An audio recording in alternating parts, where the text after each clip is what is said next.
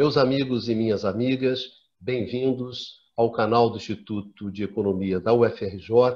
Eu sou Ronaldo Bicalho e essa é a edição de número 25 do Conversas sobre o Mundo Contemporâneo, que é uma mesa redonda de professores do Instituto de Economia que analisam, discutem, debatem o que está acontecendo no mundo de hoje. O tema dessa edição é as eleições americanas. É um tema incontornável, inescapável, sem dúvida, o tema que essa semana está colocado na mesa, onde o mundo inteiro discute.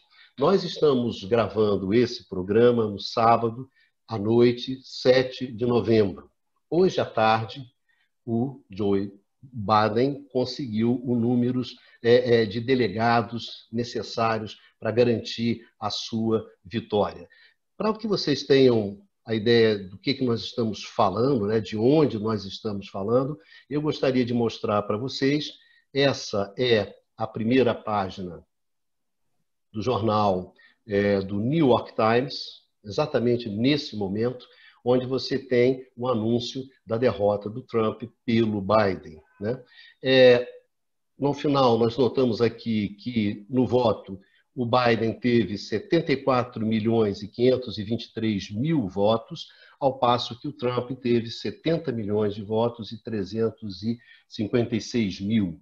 Em termos do número de delegados, nesse momento que nós estamos gravando esse programa, o Biden tem 279 e o Trump 214. O Senado, estamos 48 para os democratas e 48 para os republicanos, e na Câmara nós temos 215 para os democratas e 195 para os republicanos. Então, é exatamente nesse contexto, né, que nós vamos fazer a nossa análise de hoje. E para isso, contamos aqui com a nossa mesa tradicional. Em primeiro lugar, Luiz Carlos Prado, nosso decano. Obrigado mais uma vez pela sua presença, Prado, nesse debate.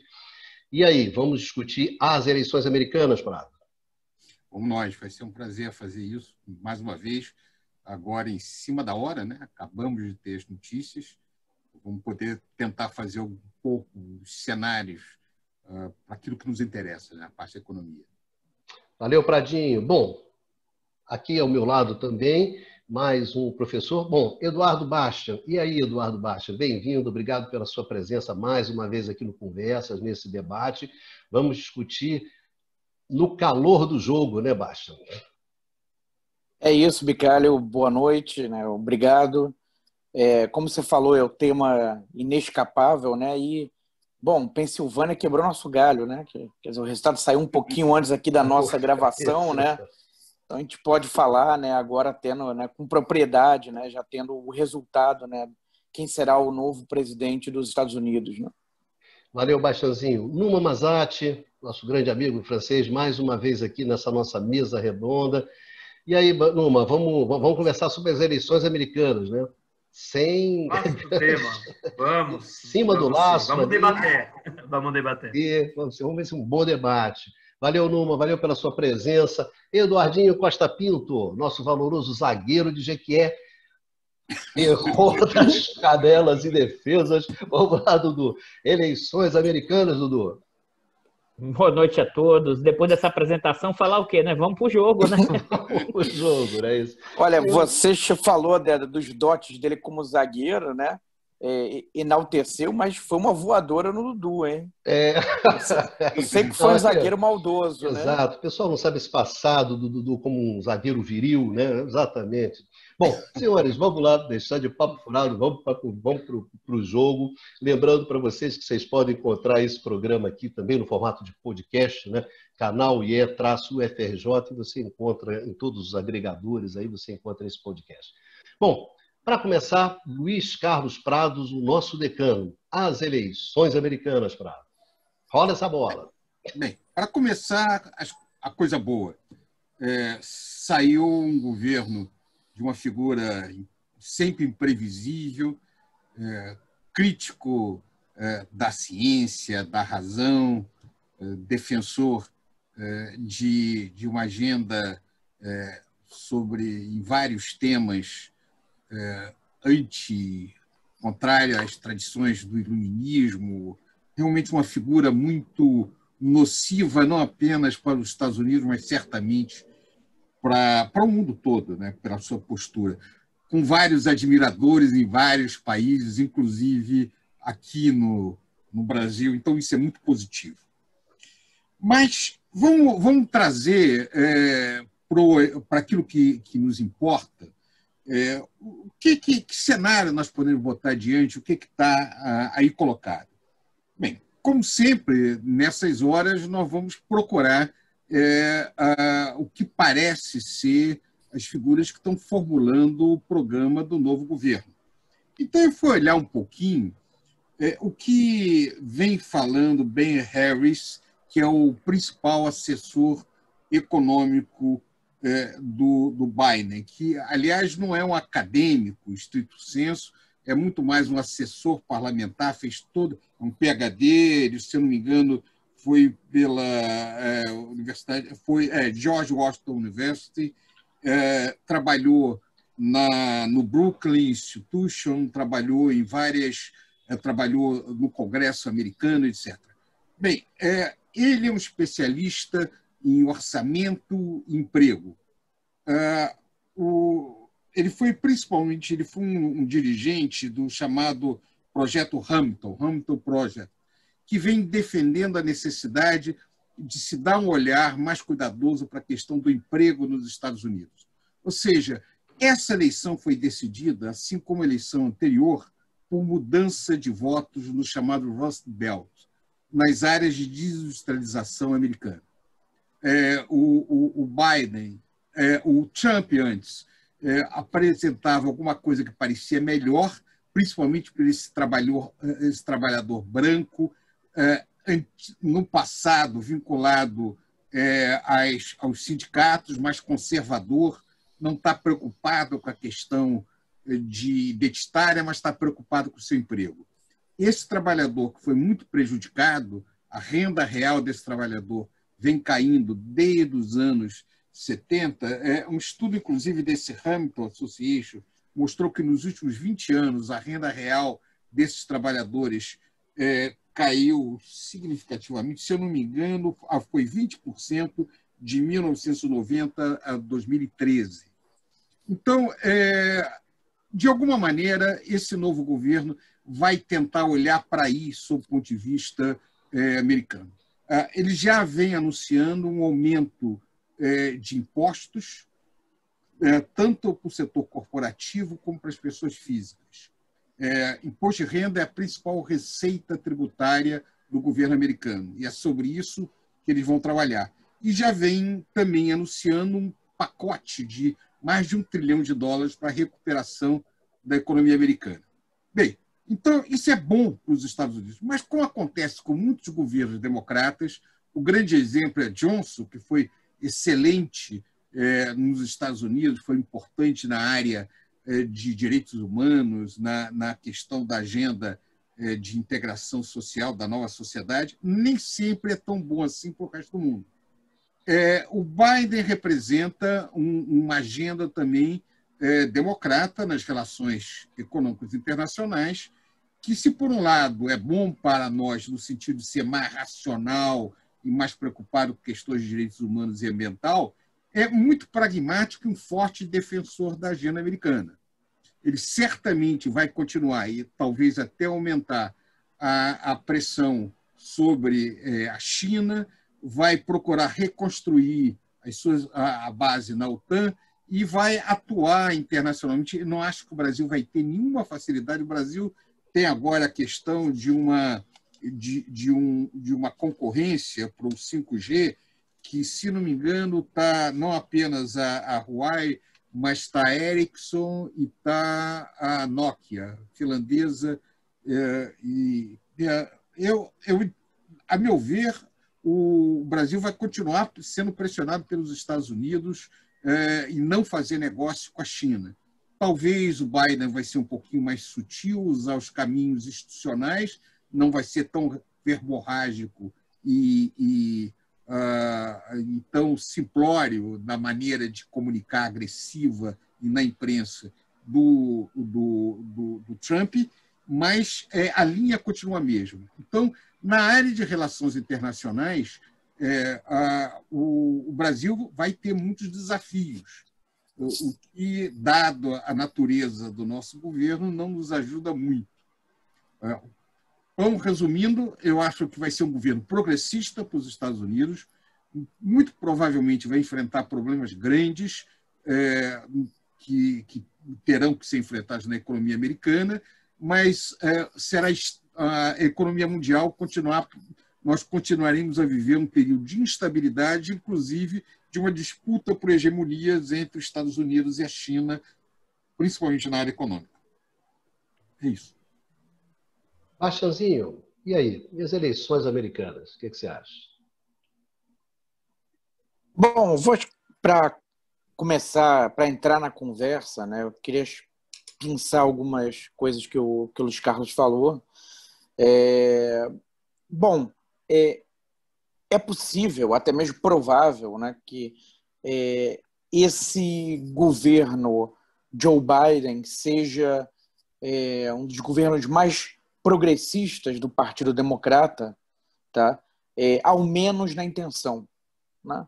Isso talvez seja até um imperativo, tá? Em função do crescimento dentro do partido, tá? De algumas figuras mais à esquerda, né? Que participaram, inclusive, da disputa pela indicação, né? Como o Bernie Sanders, que já é a segunda vez que ele disputa a indicação, o Ocasio-Cortez, tá? Até em algumas coisas pode-se falar a Elizabeth Warren, né? Então, do ponto de vista da sua agenda, tá? Pode sim ser um governo democrata mais progressista, tá? Ao menos na intenção. Agora, a questão é quais são os graus de liberdade, tá? Para, na prática, levar à frente, tá? Uma agenda dessa natureza. Tá? Primeiro, até por grupos, eventualmente ligados ao empresariado, tá? que apoiam o Partido Democrata, a pressão que esses grupos podem fazer contrariamente a agendas dessa natureza. Tá? Um dado relevante, que acho que talvez o Dudu queira comentar, tá? Queira explorar melhor, um tema que o Dudu talvez queira explorar melhor, foi um referendo, agora um plebiscito que houve na Califórnia, tá? Em relação a uma chamada proposta 22, né? Que daria um conjunto de direitos aos trabalhadores da economia informal, que eles chamam lá de gig economy, né? Enfim, trabalhadores, por exemplo, motoristas de Uber, né? Estava em votação lá na Califórnia para se, enfim, esses direitos deveriam ou não ser concedidos a esses trabalhadores, e a escolha pelo voto popular foi que não, né, de não conceder esses direitos, tá? Ainda que os empregadores tenham negociado, né, enfim, eles vão conseguir alguma coisa, tá? Mas muito menos do que poderiam se o resultado fosse outro no pleito, né? E, enfim, as empresas, né, desse setor, né, desses aplicativos, tá? Enfim, foram gastos ao total 224 milhões de dólares nessa campanha e, enfim, informações do The Economist dão conta que 90% desses gastos foi feito, tá, por parte dessas empresas para vetar essa legislação que daria proteção a esses trabalhadores. Então, quer dizer, é muito provável, né, que haja resistências da parte de grupos que apoiam o partido, que apoiaram o Partido Democrata, que tradicionalmente apoiam o Partido Democrata, tá, no sentido da viabilização dessa agenda, de levar essa agenda adiante. Isso por um lado. Tá? Por outro lado, mesmo que haja uma tentativa do partido, do governo Biden, tá? De colocar propostas dessa natureza em votação, tá? De realmente levar à frente uma agenda dessa natureza, tá? isso pode encontrar, no que tiver que passar pelo Senado, isso pode encontrar uma forte resistência. Na verdade, a tendência é que encontre uma resistência, porque ainda que a eleição esteja indefinida, né, por enquanto está empatado no Senado, as indicações são que as cadeiras remanescentes irão para o Partido Republicano. Tá? Então, quer dizer, a tendência é um Senado de maioria republicana. E ainda que em algumas votações republicanos possam votar junto com os democratas, a tendência é que naquelas votações em que um governo Biden eventualmente tente aprovar legislações, enfim, medidas mais na linha mais à esquerda, né, do Partido Democrata, quer dizer, de uma agenda mais progressista, aí é de se esperar, tá, que esse Senado de maioria republicana vote contrariamente. Tá? Então, o governo Biden, tá, ele vai encontrar limitações internas do ponto de vista dos grupos de pressão, tá, querendo obstruir uma agenda mais progressista, e mesmo que ele tente levar adiante essa agenda, tá, ele pode ficar encaixotado no Senado, no que tiver que passar pelo Senado. Tá? E aí, né, diante do quadro que você apresentou muito bem, Carlos, ainda que depois, talvez o Numa apresente dados, tá sendo, se eu não o fizer, eu falo sobre isso mais adiante, sobre dados do governo Trump, tá, em que houve um aumento dos salários para o pessoal, digamos, de mais baixa renda, trabalhadores, né, que estão ali na parte mais baixa ali da distribuição. Tá? Mas, de todo modo, a tendência que se observa nos Estados Unidos nos últimos 30 anos, né, é de uma precarização do trabalho, Eduardo, de uma... Oi? Uma coisa, Eduardo, pode comentar esses dados? Eu acho importante você comentar agora, né? Agora? Isso. Tá.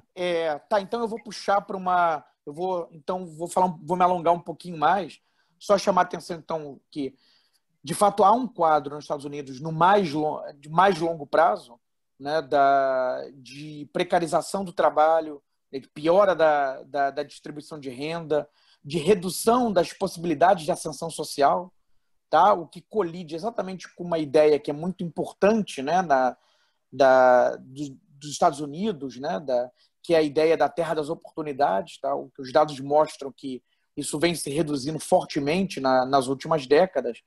Então, quer dizer, há uma ânsia por mudanças, né? E aí não necessariamente, mesmo que queira, o governo Biden conseguirá levar adiante uma agenda para atender essas demandas. Agora, chamando a atenção, então, como já que o Numa né, comentou agora para eu falar sobre esses dados, tá? Eu acho que uma questão para a gente pensar, né, o porquê que o Biden foi eleito. Esse aqui eu não pretendo, né, dar uma resposta propriamente para isso, tá? Mas por que o Biden foi eleito? Porque no começo do ano, antes da Covid, as indicações eram de uma eleição, de uma reeleição razoavelmente tranquila do Trump. Tá? Então, é de se pensar que a abordagem que o Trump teve em relação à pandemia, tá? O discurso negacionista, tá? Reduzindo a importância e os riscos da pandemia, jogou um peso importante aqui. Tá? A gente pode pensar que não houve uma resposta adequada do ponto de vista de apoio à população, não no que diz respeito à saúde, mas de apoio financeiro, né, social. Agora, os dados não necessariamente mostram isso. Né? Segundo o The Economist, o governo norte-americano gastou 12% do PIB, tá, em medidas fiscais em resposta à Covid, né, enfim, de apoio à população. Seria no gráfico que eles mostram, tá? seria o maior gasto, mundialmente teria sido feito pelos Estados Unidos, tá? Em proporção do PIB. Então, existem questões aqui para pensar, mas enfim, acho que eu já estou me alongando demais, talvez outros queiram falar sobre esses dados, senão eu retorno mais adiante, né? Vamos passar para o Dudu e para o Numan. Obrigado, Bastian. Numan, como é que você viu esse processo das eleições americanas? Há muito para dizer. Bom, um pouco na linha do que comentou agora o Eduardo Bastian, de fato, o que a gente observa nos Estados Unidos há, vamos dizer, no mínimo umas 4 décadas, né, desde, na verdade, a chegada ao poder do Reagan, e uma tendência a um crescimento da desigualdade na distribuição de renda, né? E nesse sentido, é um elemento provavelmente chave para entender tanto o voto pelo Trump quanto o voto pelo Biden. Tá? Então, se a gente for... em programas anteriores, já tinha mostrado uns dados sobre distribuição de renda nos Estados Unidos. Eu acho que um elemento fundamental é justamente a degradação muito forte da participação na renda total do país daqueles trabalhadores menos remunerados. Isso é um ponto fundamental. Participa de uma pauperização dessa parte da população, que aí as estimativas vão depender do critério que for usado para designar os trabalhadores pobres, mas vamos estimar que uns 40% da força de trabalho americana se enquadraria nesse grupo. E esse grupo, na verdade, se a gente for olhar, ele nessa eleição, como tinha sido, aliás, o caso na eleição passada, ele é muito rachado. Tá? Porque a gente observa que o Trump conseguiu, de novo, uma votação expressiva por parte dos trabalhadores pobres, brancos e até de uma parte dos trabalhadores pobres latinos. Lembrando que o voto latino que tinha para o Partido Republicano, para o Trump, que tinha representado 28% total do voto latino na última eleição, na eleição de 2016, agora representou 34%. Então, ele ganhou força nesse eleitorado latino. Talvez por outras razões que não são só ligadas, obviamente, à questão econômica. Mas há claramente, por parte desses trabalhadores brancos, um sentimento de ter sido grandes vítimas das últimas décadas. Tá? Vítimas do processo de desindustrialização, que, de fato, acabou com basicamente todas as indústrias intensivas em mão de obra. E, nesse sentido, não é um acaso se o Trump tinha vencido os estados da chamada Rust Belt, no norte dos Estados Unidos. Bom, dessa vez não foi o caso, mas mesmo assim as votações foram muito apertadas. Né?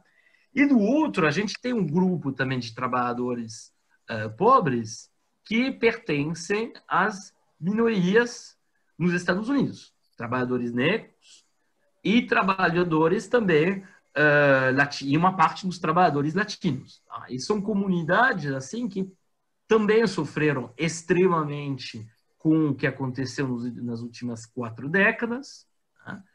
Mas que, ao mesmo tempo, além desse sofrimento socioeconômico continuam sofrendo de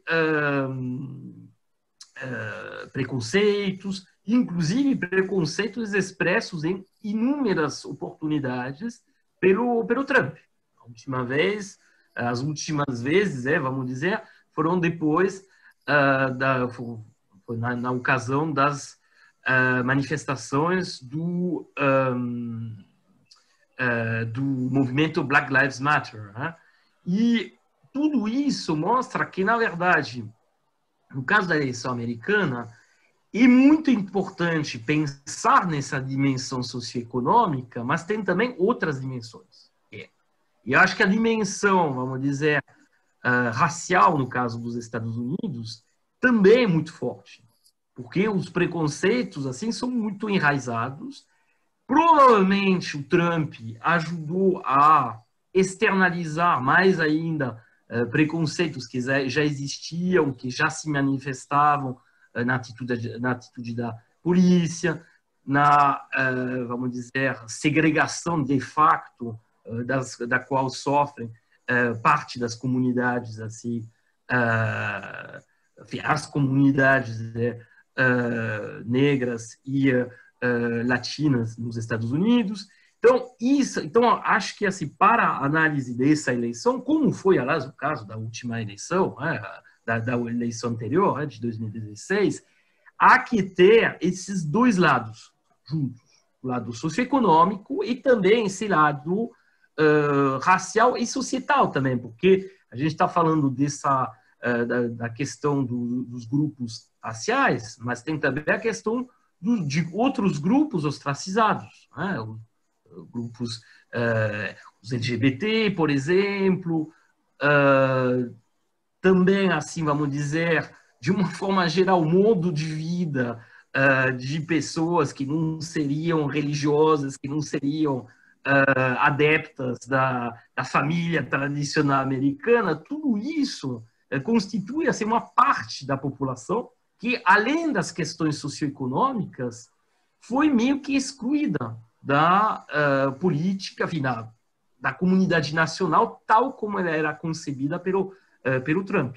Tá? A gente não pode esquecer disso, porque o Trump governou para a base dele, não governou para todo o povo. Em sentido, a figura mais consensual do Biden, como foi apontado pelo Luiz Carlos, provavelmente vai significar uma tentativa, pelo menos, de apaziguar minimamente o país. Mesmo assim, tanto os conflitos socioeconômicos quanto os conflitos raciais, identitários, vão continuar sendo muito exacerbados.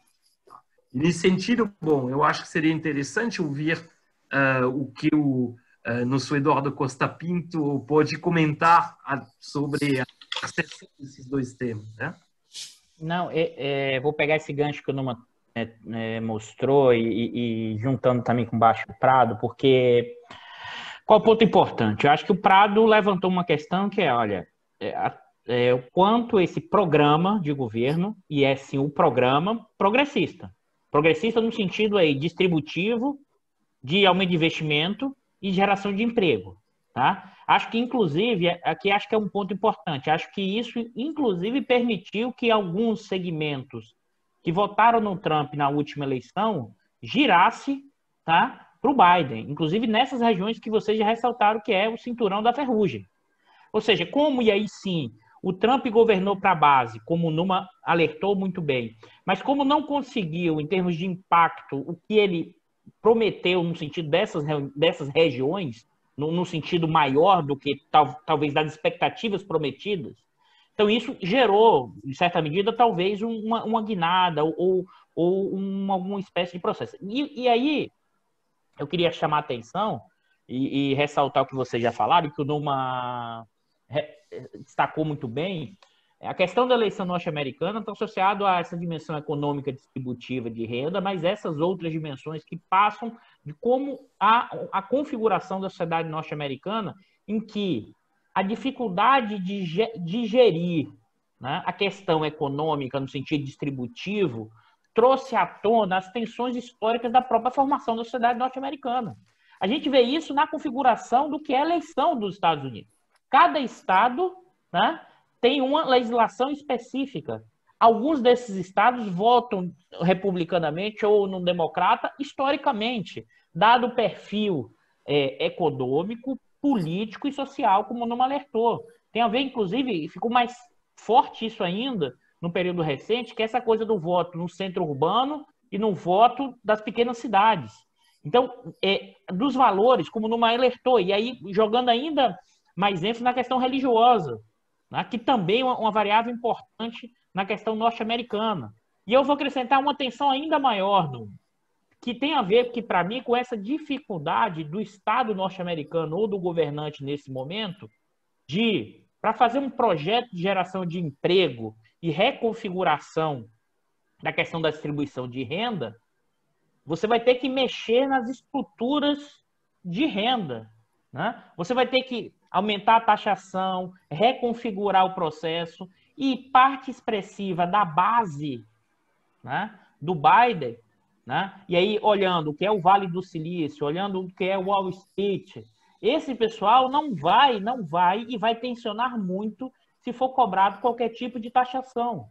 E aí só lembrando, os projetos mais progressistas, se a gente pensar pós-45, eles só aconteceram quando o Estado Nacional, naquele momento, tinha uma força para ir no sentido até nos interesses contrários às frações capitalistas.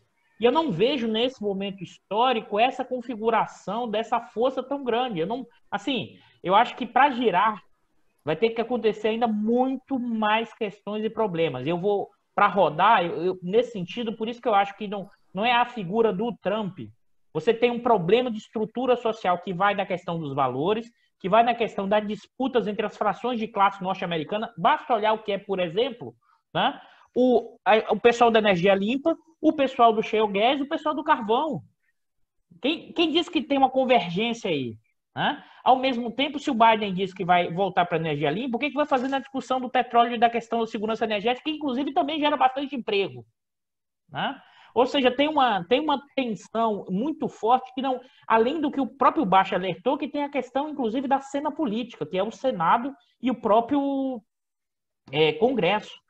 Então, assim, eu acho que a intenção pode até existir agora. Será que... Aí a pergunta é para a gente debater mesmo. Será que existem condições materiais, que seja na cena política, ou que seja na estrutura da sociedade hoje, olhando como o pessoal da grana vai reagir à taxação sobre a renda? E aí, nesse sentido, que eu queria, para passar a bola, eu acho que tem uma crise de hegemonia... Diga, Numa. Não, continua, Dudu. Achava que você tinha acabado. Não, eu acho que tem uma crise de hegemonia do neoliberalismo enquanto gestão dos conflitos distributivos, a despeito da ideia neoliberal nunca estar tão forte nos sentimentos individuais das pessoas. É isso que eu queria passar. Para a gente fazer esse debate dessa provocação que eu levantei aqui. Eu só queria fazer uma observação pontual e depois repassando para os camaradas, sobre a questão da tributação. Tá? Nesse sentido, o fato que o que tudo indica, mesmo se os resultados não são definitivos, o Senado vai permanecer republicano, como já foi apontado pelo Eduardo Bastian, e um imenso empecilho para uma eventual reforma tributária. Tá? Então, nesse sentido, vai ser muito difícil passar uma reforma tributária de grande envergadura, né? Porque vai ser bloqueado provavelmente pelo Senado. Mas aí não esqueçamos um ponto. A crise do Covid mostrou que, no final das contas, não há mais tanto empecilho em relação ao gasto do Estado. E no caso dos Estados Unidos, esse empecilho assim que existia da parte republicana, com aquelas tentativas assim com aqueles lockdown, né, sem relação com a epidemia atual, mas com as votações, assim, os empecilhos para aumentar o teto da dívida. Isso, 10 anos atrás, é isso. Esse tipo de coisa acabou. Tá? Acabou, e tem um elemento muito importante, que aqueles ricos, aquelas grandes empresas, que de fato não querem uma mudança na estrutura tributária do país, que mudou durante o mandato do Trump, a presidência do Trump, no sentido de isenções maiores ainda de imposto. Ninguém na elite americana quer uma mudança em relação a isso. Mas se está chovendo dinheiro, todo mundo está muito feliz em relação a isso. Então, o que pode, a margem de manobra que pode ter o Biden, é de simplesmente aumentar o gasto social e depois, assim, e manter mais ou menos a mesma estrutura tributária. Eu tenho, e aí nisso, eu tenho uma convergência total com o Eduardo Costa Pinto, eu tenho grandes dúvidas em relação ao fato que haverá uma mudança assim, na estrutura tributária total. Eu já ouvi essa história no caso da eleição do Hollande na França, alguns anos atrás, que também tinha no seu programa, ia até uma taxação, até uma tributação até 80% das rendas mais altas. Não aconteceu. No caso dos Estados Unidos, não duvido que aconteça.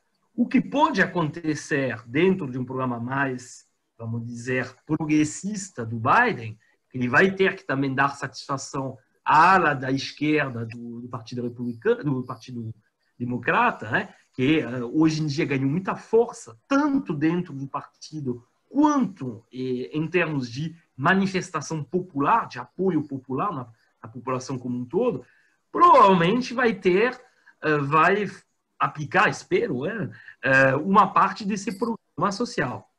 Mas eu duvido muito que haverá grandes mudanças na estrutura tributária, como foi colocado já pelo Eduardo Costa Pinto. Tá? Pradinho, você queria fazer um comentário? Quero. Para começar, eu acho que eu quero chamar a atenção, porque eu não acho o Trump um acidente. Trump faz parte do mesmo tipo de movimento que levou a Modi na Índia, a Orbán lá na Hungria, a Bolsonaro no Brasil, a Duterte nas Filipinas. Quer dizer, os Estados Unidos, isso não é diferente de outros lugares. Tem um livro muito interessante que saiu de um indiano sobre isso daí, que chama-se do Pajak Mishra, fala de a idade da raiva, The Age of Anger. Você tem uma sensação de parte da sociedade em todos os lugares do mundo de raiva, de ódio, uma frustração profunda em função do absoluto fracasso da agenda neoliberal de entregar o que prometia, que é uma sociedade de mais oportunidades. Pelo contrário, nunca foi a ideia de que uma sociedade meritocrática iria trazer a oportunidade para todos aqueles que trabalhassem duramente teriam uma justa remuneração, fracassou. E as ideologias, tanto a social-democracia quanto o socialismo, não responderam à altura. A experiência do marxismo foi um desastre no século XX, a social-democracia europeia estava em retrocesso, e o que ascendeu é que a resposta à natureza dos problemas foi respondida pela linguagem da extrema-direita, não muito diferente do que houve nos anos 30. É sempre complicado quando a gente faz essa comparação, porque as pessoas dizem que o fascismo foi diferente, o momento histórico é diferente. É um momento histórico diferente, não tem nada a ver, não é exatamente o mesmo fascismo dos anos 30, mas é uma linguagem muito similar daquela que ocorreu dos anos 30, da mesma desorganização que você tem dentro disso. Eu não acho que o trumpismo vai desaparecer, pelo contrário, ele está mais forte do que nunca. Nós temos que lembrar que Trump teve mais de 70 milhões de votos, mais do que Obama. Então, ainda é uma força política muito grande, e eu concordo com o Bastian que o jogo no Congresso vai ser muito duro, porque você não vai ter uma oposição racional disposta a negociar, é uma oposição que quer ver o circo pegar fogo. Aliás, não é muito diferente daquilo que acontece no Brasil, que está acontecendo em outros lugares. Você tem uma desorganização da civilidade, do projeto de convivência. A base do funcionamento de uma sociedade é o reconhecimento do outro como parte integrante dela. Se quem ganhou quer levar tudo e não quer conceder nada, e quem perder quer inviabilizar o funcionamento da ordem da sociedade, a instabilidade passa a ser a rotina das sociedades. Eu acho que nós vamos ver isto. Dado isto, eu acho que os democratas não têm saída. Ou eles trazem alguma resposta para aquele trabalhador branco que não tem curso superior, que ainda representa uma parte muito importante da sociedade americana, que não está nem um pouco preocupado com a questão identitária, e hoje é capturado por esses setores. Nós temos que, inclusive, chamar a atenção que os newborn Christians, os cristãos evangélicos, etc., viraram quase que um partido político, aliás, não muito diferente do que o Brasil, com umas agendas muito estranhas nos Estados Unidos. A mesma coisa, tal como aqui, em outros lugares do mundo também. Isso, de alguma maneira, não está equacionado. A instabilidade política está instaurada e veio para ficar. A questão que se coloca é se os democratas, de alguma maneira, vão fazer alguma coisa para tentar sobreviver nessa situação, ou vão fazer mais do mesmo. E aí, como alguns de vocês falaram em outras oportunidades, nós corremos o risco de ter a volta, não sei se o Trump, nem se ele pode voltar ou não, mas uma figura muito parecida com ele. E isso vai ficar, vai lá e vem cá, enquanto se não tiver uma saída razoável.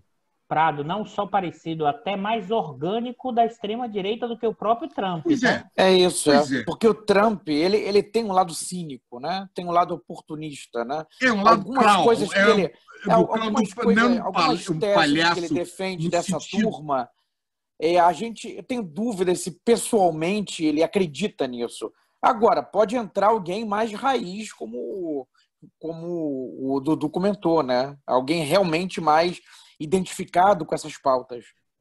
Mais radical do que o Trump. É muito irônico, porque aquele que fala em nome da família, você vê a vida do Trump, não é exatamente, ele não é um grande seguidor da família tradicional. Né? Não tem uma isso vale para o Brasil, né? para o nosso presidente, vale para outros. Quer dizer, isso pouco importa. Inclusive, ele foi um apoiador histórico do Partido Democrata. Né? Por muitos anos ele apoiou o Partido Democrata. O que eu estou dizendo hoje, esses governantes que respondem pela direita e vão trazer evangélicos, puritanos, etc., eles não são assim na sua vida pessoal, são homens muitas vezes pragmáticos. Pouco importa o que eles pensam. Eu acredito até que uma parte pode até pensar algumas coisas disso. Mas isso é uma agenda, é uma oportunidade do empreendedorismo no plano das oportunidades políticas. E representa um segmento importante da sociedade. É isso que eu estou colocando. Mas o problema é o seguinte, sob o ponto de vista econômico, o projeto, a agenda de reformas eternas, profundas do neoliberalismo, retorna. Eu acho que nós estamos num momento que o grande autor para se pensar agora é Polanyi. Quando Polanyi fala que o projeto do mercado e do liberalismo total levou à Primeira Guerra Mundial e levou à Segunda Guerra Mundial, levou à desordem, e o mundo pós-guerra tentou restaurar a ordem através de algum projeto de um capitalismo regulado, eu acho que nós caímos na mesma armadilha. Esta ordem como está, ela só tem saída se houver uma repactuação. Ela não dá estabilidade. E o que eu acho contraditório, sabe? Aí eu falo um pouquinho, Dudu, é que eu acho que não dá, no final não dá nem... só dá lucro no curto prazo. Ganhos é de curto prazo. O período dos anos dourados do capitalismo deu um grande lucro para as grandes empresas. Mas, Prado, aí a lucratividade é muito alta nos Estados Unidos, Prado. Porque o pessoal vai desistir do lucro no curto prazo, que o curto vira médio e vira longo.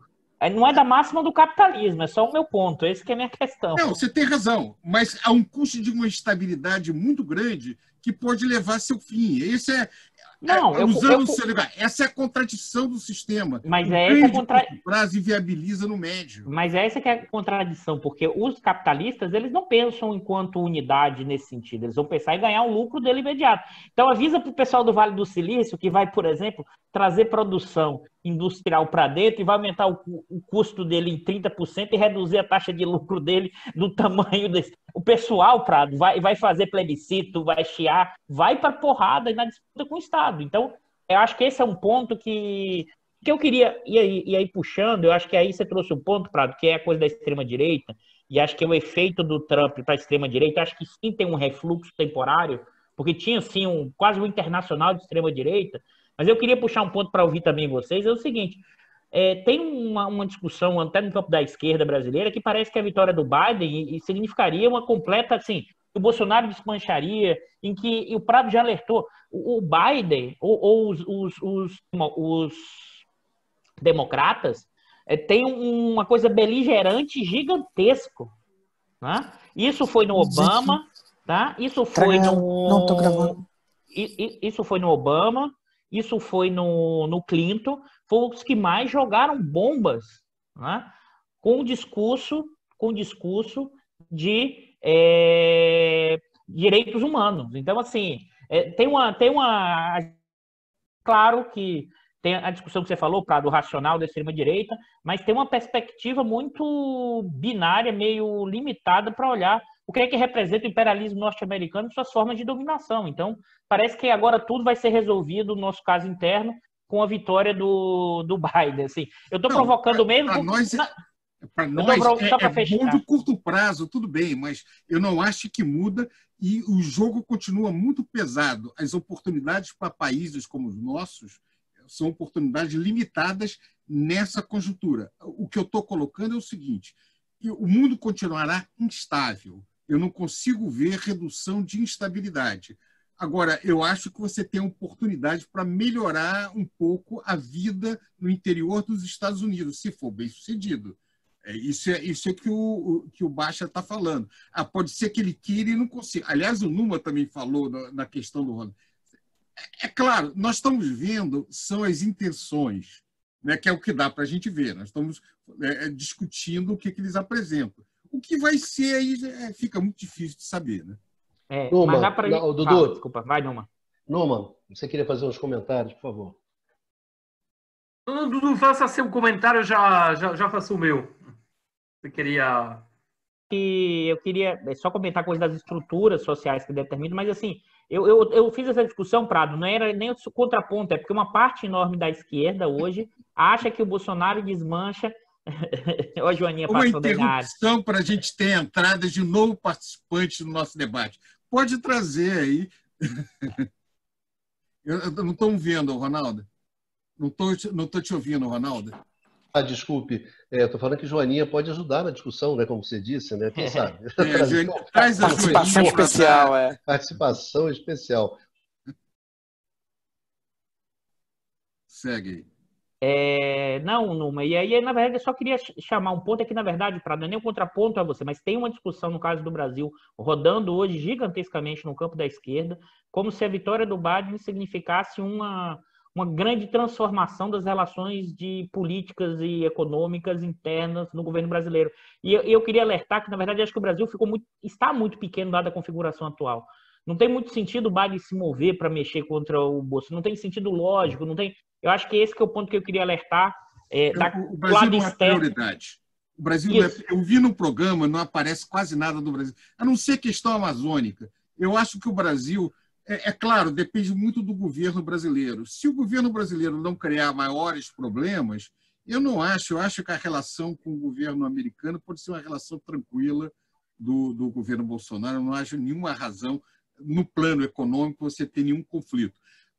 Eu acho, inclusive, que a questão da China, a pressão sobre a contratação do 5G da China, continuará não muito diferente do que no governo Trump. Numa, por favor, que você ficou bem comportado aí, enquanto os dois ficaram ali trocando bolinha um com o outro. Imagina, eu queria justamente interromper esse diálogo, né? Não, eu só queria, assim, alertar, né? Porque quando a gente pensa em termos de perspectivas, há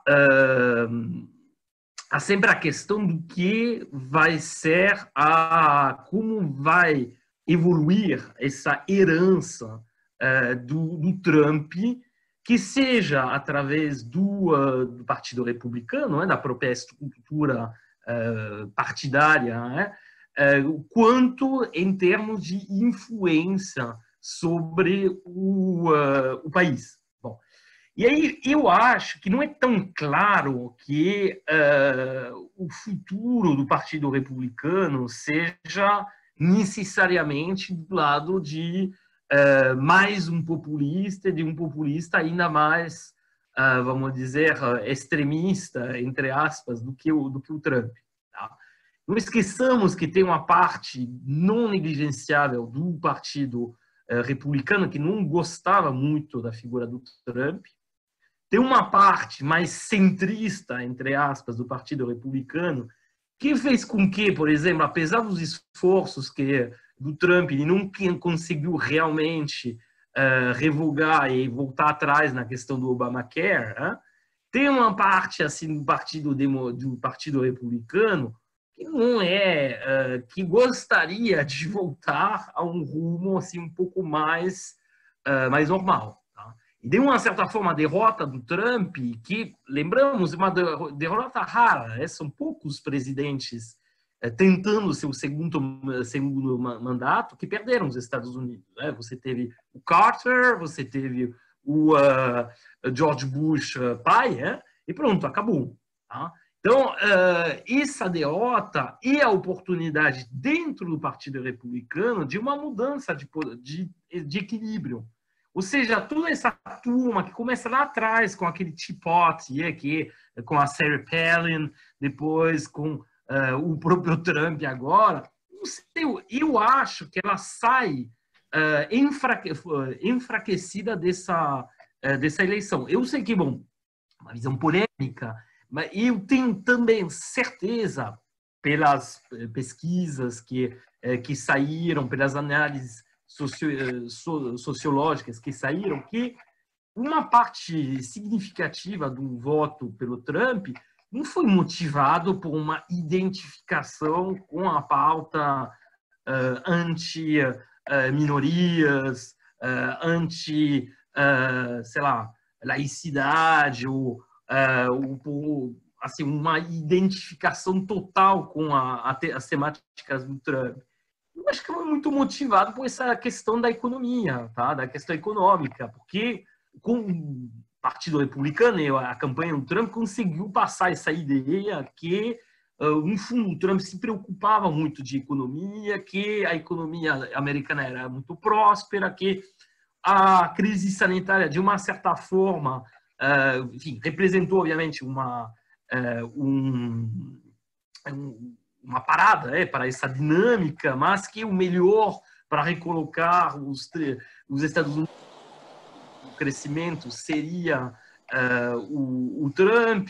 Então, teve muita insistência nessa questão econômica e pelas pesquisas numerosas que apareceram nessa fase de campanha eleitoral, muita gente foi motivada na sua votação por essa questão, já que, pelo contrário, do lado do Biden, essa parte econômica foi um pouco deixada de lado e foi mais empurrada para frente a questão da crise sanitária e também simplesmente o fato de o voto pelo Biden ser um voto anti-Trump nas manifestações justamente grotescos ou até, vamos dizer, muito problemáticas nas questões identitárias, nas questões assim, sociais. Tá? Então, acho que tem que tomar cuidado com essa ideia que necessariamente tem uma parte dos Estados Unidos, assim, metade da população americana se identificaria com a visão do populismo quase de ultradireita, do Trump. Tá? Meus amigos, olha só, servindo aqui a conversa, eu acho que está interessante, o tema evidentemente não inesgotável, né? Ainda mais exatamente nesse momento que a gente está falando, né? A gente está falando justamente do dia que o Biden conseguiu lá, finalmente, os delegados suficientes para ser declarado, né, vencedor da eleição americana. Então, a gente está num momento muito ainda, né, muito em cima do jogo, do calor dos acontecimentos, com grandes questionamentos, né, sobre o que vai acontecer, mas a gente considerou importante, né, conversar com o pessoal que acompanha a gente, né, nesse programa sobre um tema, sobre esse tema, que é o tema que está colocado na mesa, né? O que eu gostaria para encaminhar o fechamento do programa, né? Já estamos aqui na nossa hora já, fazendo sempre o papel do âncora, né? O papel do âncora é acabar a conversa, manter os prazos. Eu gostaria de fazer a seguinte pergunta para vocês, quer dizer, exatamente desse momento que vocês estão vendo agora. Qual é o significado da eleição americana, dessa eleição? O que significou essa eleição americana? Todo o processo, a própria eleição do Biden, a radicalização muito forte, teve o papel da mídia, um papel muito, muito protagonista, né, dentro do jogo, questões econômicas, a pandemia. Eu me lembro que a gente fez um programa exatamente sobre os Estados Unidos e a pandemia, e eu lembro o Prado começando o programa chamando a atenção. A economia americana vinha bem, né? Até a pandemia. Me lembro o Prado chamando a atenção para isso, que nós já discutimos isso. E aí hoje eu faço essa pergunta para vocês, quer dizer, o que significou essa eleição americana? O que significa essa eleição americana? Olhando assim de uma forma, eu diria que vocês fossem objetivos. Olha, significa... Não é uma pergunta fácil, né? Mas, enfim, vocês são bons, são capazes de responder. Começar com o Bastianzinho. Bastianzinho, o que significou essa eleição americana? Vamos lá, eu vou dar algumas pinceladas, né, sobre isso. Primeira coisa, uma observação mais geral sobre tudo que estava sendo discutido anteriormente é que neoliberalismo gera perdedores, né? Gera muitos perdedores, né? E não dá soluções, né? Não dá saídas para esses perdedores, né? Em algum momento, esses perdedores respondem, né? Vão responder, vão buscar alternativas, né? Isso vai se manifestar em Brexit, isso vai se manifestar, por exemplo, nos coletes amarelos na França, isso se manifestou em Trump. Não, isso se manifestou em Trump. Então, está aí, essa é uma das matrizes, né, um dos vetores que levaram à ascensão do Trump. Tá? Bom, eu tinha comentado anteriormente sobre os porquês da vitória do Biden, né? Que eu ia falar de uns dados que eu acabei não falando. O desempenho sobre Trump não foi ruim, até entre 2017 e 2019. O Bicalho falou sobre isso agora há pouco, né? A economia cresceu mais do que os outros países. A economia americana cresceu mais do que outros países que compõem, na média, o G7, né? Desemprego estava baixo. Tá? Houve ganhos salariais e para aquele trabalhador de mais baixa renda, a renda média aumentou, tá? E aquele trabalhador de renda mais baixa teve um crescimento nos seus rendimentos. Tá? Então, quer dizer, não era um governo que estava tendo um desempenho ruim na economia. E como eu chamei a atenção, em princípio, a reeleição estava muito bem encaminhada antes da Covid. Então, por isso a gente tem que pensar, tem que refletir isso no nosso espaço. Na verdade, não tem aqui um intuito de a pretensão de responder, né? Na verdade, de deixar a questão que eu já tinha colocado anteriormente, que é entender por que Biden ganhou. Né? Lembrando também um ponto que o Numa destacou, que é raro um presidente não se reeleger nos Estados Unidos. É muito raro. Né? O Trump se juntou a uma lista muito pequena de presidentes que tentaram a reeleição e fracassaram. Né? Agora, o porvir, a pergunta, agora sim, chegando à pergunta do Bicalho, é muito difícil de responder. Na verdade, o que no curto prazo, tá, é um refluxo, né, nesse movimento de ascensão da alt-right. Né? Isso, de certa maneira, a derrota de uma figura tão representativa, né, do presidente do país mais poderoso do mundo, mais rico do mundo, que era um representante desse grupo, certamente significa um enfraquecimento dessa tendência. Tá? Agora, e aí com isso eu encerro, né?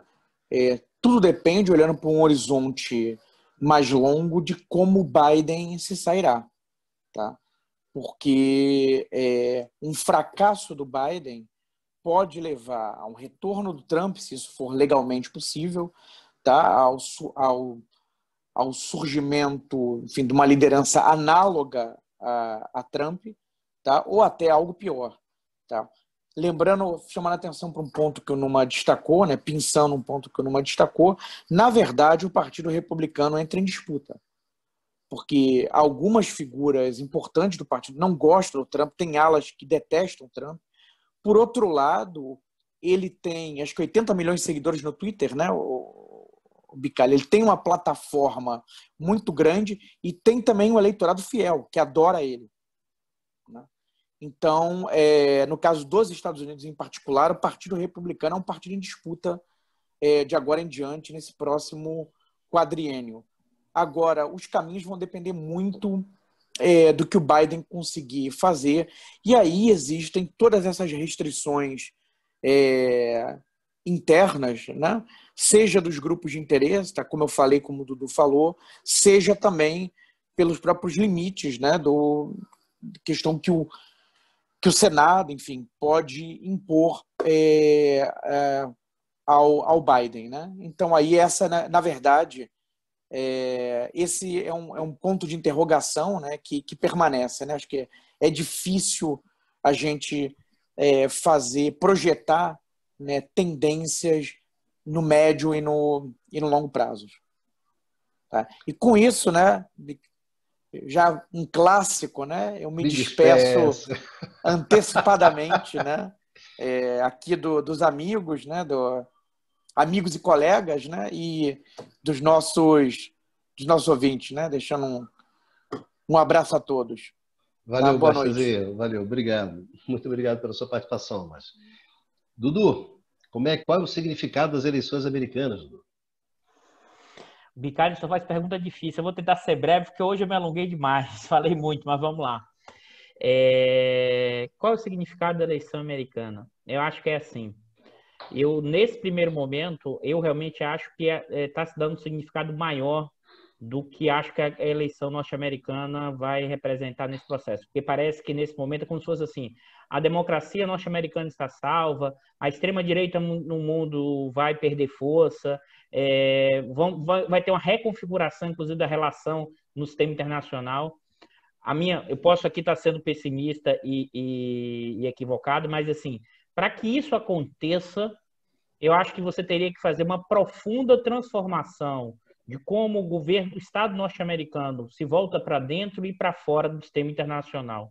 E eu não acho que existam condições materiais internas hoje, nem para o governo conseguir avançar na questão distributiva, dado principalmente o poder das grandes empresas, das frações de classe, e da dificuldade de coordenar esse capitalismo no próprio Estados Unidos, dada a pressão chinesa no sistema internacional. E acho que aí a política externa norte-americana é marcada pelo forte intervencionismo, a categoria imperialismo é fundamental para entender isso, e não vejo nenhum sinal que Biden mudará. A diferença é que será talvez um imperialismo dito humanitário. Sempre lembrando que o Trump foi o governante que não criou nenhuma nova guerra nesse período histórico. O Trump tem outras coisas que a gente pode criticar enormemente, como a gente já fez aqui.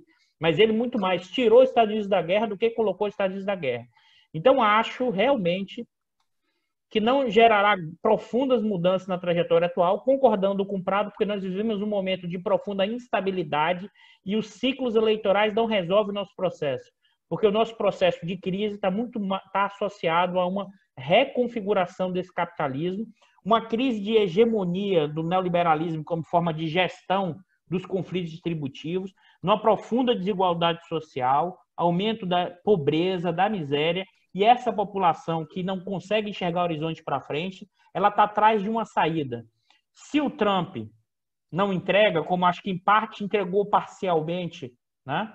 Ela gira, ela está atrás dessa transformação. E acho que essa inquietação que o Prado alertou, do ódio dessa inquietação, tem a ver com a deterioração das condições materiais das pessoas e não conseguirem olhar para frente. Então ela fica atrás de um salvador, fica atrás de um herói, fica atrás de um populista, se for o caso, mas não é por uma questão ou da figura do populista, ou da fake news, ou da, vamos dizer, de uma certa irracionalidade. Não, as pessoas têm essa racionalidade e querem mudar das condições materiais. E se você não reorganiza essas estruturas sociais, reconfigurando emprego, renda, salário, distribuição de renda, esse fenômeno persistirá por muito tempo e acho que as tensões, tanto nos Estados Unidos quanto nas disputas geopolíticas, tendem a aumentar. E no caso brasileiro, né, nós ficamos insignificantes e não acho que terá grande intervenção, porque os nossos recursos naturais já foram, vamos dizer assim, nossas mudanças regulatórias, metade do pressão já está no controle de empresas estrangeiras, e não acho que tem grandes elementos de mudança aqui, porque a gente já, vamos dizer assim, cedeu tudo a preço de banana, não tem sentido ficar girando eleitoralmente, gerando instabilidade. Agora, se a gente, em algum momento, tentar reverter isso, aí se prepara, pode ser Biden, pode ser o radical que for, sempre lembrando que a espionagem na Petrobras foi durante o período Obama. A guerra híbrida e a estabilidade foi durante o período Obama, tá? Nesse processo de estabilidade brasileira. É o alerta que eu queria fechar. Nesse momento, eu acho que não tem... estão superestimando os possíveis impactos de mudanças profundas com a vitória do Biden. Valeu, Dudu. Obrigado pela sua participação nesse debate, aqui na mesa redonda. Numazinho, qual é o significado dessa eleição americana? Né? O que significou essa eleição americana? Ou não significou nada?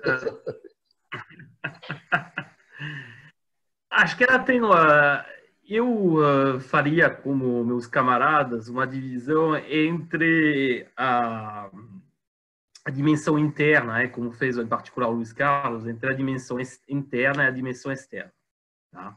E na dimensão externa, realmente, há também duas dimensões. Então, complica um pouco a análise. Mas, bom, rapidamente, na parte interna, como foi já enfatizado durante o programa, é difícil saber exatamente o que vai acontecer. Provavelmente vai ter limitações grandes assim na atuação do Biden, que tem a ver também com a própria estrutura do Partido Democratas, mas eu estaria pronto a apostar que mais coisas serão feitas do que durante a presidência do Obama, porque dessa vez foi claramente integrada na base do Biden e, assim, no seu programa, as contribuições da ala da esquerda do Partido Democrata, em particular, contribuições do Bernie Sanders. Isso não tinha acontecido na última eleição.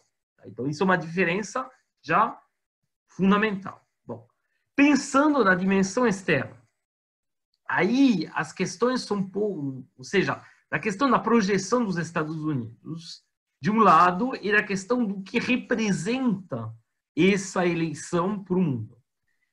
Em termos de projeção geopolítica dos Estados Unidos e geoeconômica, na verdade, é provável que vai ser a situação mais, de repente, pior do que ela era com o Trump. Por quê? Porque os democratas têm, de fato, uma tradição intervencionista. O próprio Biden foi enfático ao dizer que ele ia retomar a aproximação com os parceiros da OTAN, ou seja, isso que nos garantiu guerras no norte da África, no Oriente Médio, Líbia, o caos na Síria. Bom, esse programa, que foi aplicado no tempo durante os mandatos do Obama. Tá? Então, do ponto de vista da geopolítica mundial e da desestabilização de regiões inteiras, infelizmente, eu acho que a gente não pode esperar algo muito positivo da eleição do Biden. Do ponto de vista geoeconômico, aí a grande questão é saber se vai voltar a pauta de integração geoeconômica multilateral liderada pelos Estados Unidos, que era carregada pelo Obama. Os acordos o Acordo Transpacífico, o Acordo Transatlântico, esses acordos, muito prejudicáveis para os outros países, eram carregados com força pelos democratas. Tá?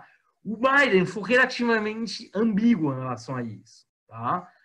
Mas não é impossível imaginar que voltem essas pautas que não são muito boas, vamos dizer, do ponto de vista geoeconômico. Tá? Bom, isso o lado negativo. E uma última coisa. Entre aspas, a vantagem do Trump ter sido o que ele era é que ele desorganizou, isso ficou muito claro, estruturas do Estado americano, justamente dessa projeção externa.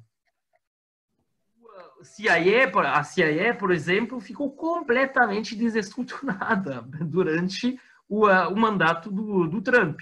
Então, desse ponto de vista, a sua capacidade de atuação também ficou muito menor.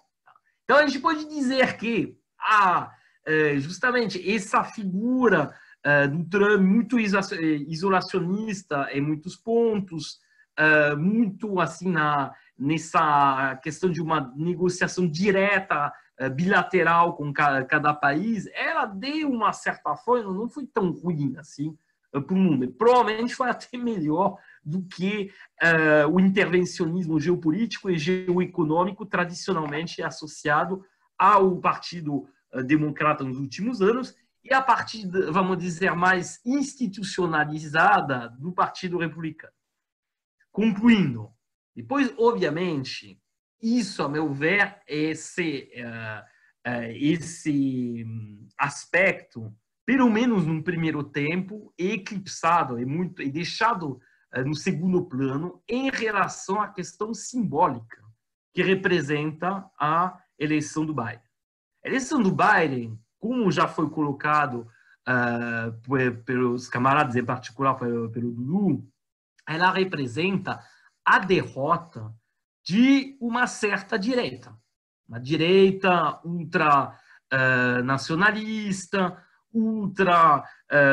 vamos dizer, preconceituosa em termos sociais, muito retrógrada em termos de distribuição de renda, enfim, algo muito ruim. E que, infelizmente, tem servido o Trump tem sido uma espécie de grande farol por um certo número de dirigentes que se inspiram, que se espelham nele, se espelham na sua força. Tá? O caso na Eslovênia, na Hungria, na Europa, e o caso na América Latina com o Brasil.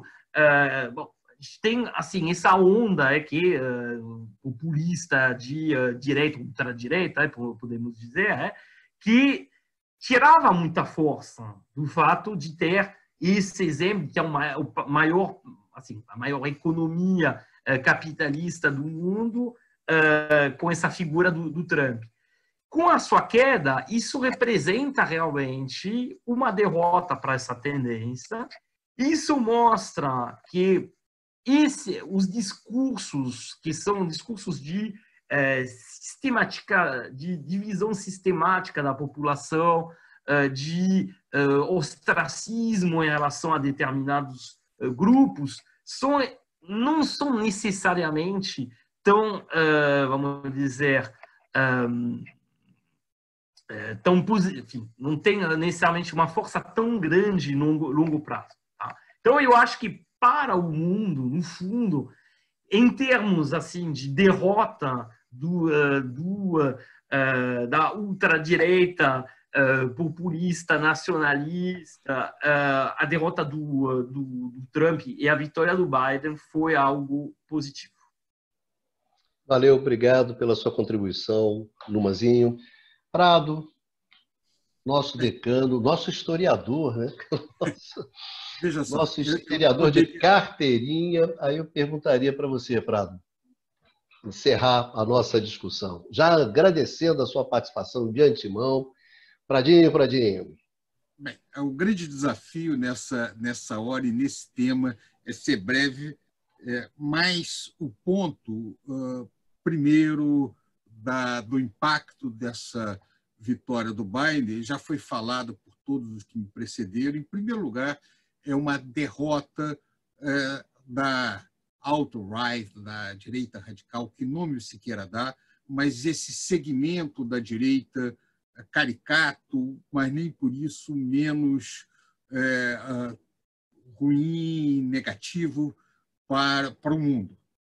Então, isso é a segunda boa notícia que impõe um ônus sobre a extrema-direita. A outra saiu há 2 dias atrás, que foi uma decisão do Parlamento Europeu que estabeleceu a possibilidade de imposição de restrições sobre países que não seguem o rule of law, que não segue o devido sistema legal. Em especial, isso é destinado à Polônia e à Hungria. Então, ou seja, a extrema-direita não pode tudo. Ela passou por uma fase de muitas vitórias. Aparentemente, ela vai começar com uma fase de derrotas. Isso não garante que ela está derrotada. Eu acho que, pelo contrário, ela está presente, ficará presente durante muito tempo, mas, a meu juízo, isso é uma boa notícia e sinaliza positivamente. O segundo ponto, e isso é mais complexo, é que o Partido Democrata volta ao governo nos Estados Unidos e volta na área internacional a business as usual. Então, aqueles pontos que o Numa já falou, vai retomar a força da OTAN, vai retomar do ponto de vista do Irã, provavelmente vai ser positivo, que vai retornar a negociação na base do Irã, vai ter uma política pragmática no Oriente Médio, claro, levando em conta os interesses americanos dentro disso daí. Ou seja, vai ser, nesse sentido, não muito diferente do que foi no passado. E a experiência internacional vem mostrando que a política americana nessa esfera internacional foi e tem sido excessivamente belicosa e tem trazido muita instabilidade na área internacional. Não acho que isso deva mudar com Biden no poder. De qualquer maneira, muitas coisas podem acontecer daqui por diante, nós vamos ter que esperar para ver o que pode acontecer, mas definitivamente a tentativa de se caminhar para algum tipo de compromisso entre a agenda neoliberal e uma agenda um pouco mais inclusiva parece que está na mesa. O que nós estamos vendo nos Estados Unidos, isso não é pouco, é que provavelmente o Partido Democrata vislumbrou a possibilidade de que ele terá que fazer alguma coisa para poder se manter no poder. Isso significa ir um pouco atrás na agenda neoliberal, não de maneira nenhuma a a abandonar, como já foi falado aqui, porque, obviamente, Biden faz parte desse grupo, que vem de Clinton em diante, mas alguma coisa ele vai ter que fazer em torno disso. O que vai acontecer vai depender de várias outras forças políticas e nós vamos ter que aguardar para ver o que o futuro nos espera. Mas é isso, o tema é muito interessante, permitiria nós passarmos aqui horas conversando, mas eu sei que nós temos uma limitação de tempo e nós temos que segui-la. Muito obrigado, Prado. Valeu, Pradinho, pela sua contribuição.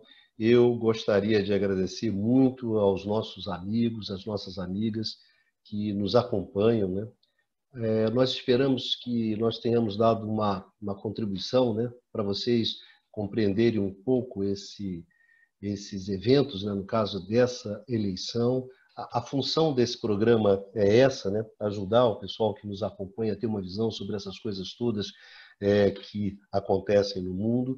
É uma contribuição modesta, né, Prado? A gente sabe que as coisas são extremamente complexas, mas a gente tenta dar uma contribuição, ajudar, enfim. Acho que essa é a nossa função, como sempre o Didu, né, o Eduardo Costa Pinto fala, é sempre essa a função de uma universidade que é pública, né, e, portanto, deve dar a sua contribuição. Então, obrigado a todos, a todas, e esperamos que a gente se encontre mais uma vez nesse programa, né, aqui no Conversas sobre o Mundo Contemporâneo, no seu canal, no canal do Instituto de Economia da UFRJ. Se cuidem e nos vemos.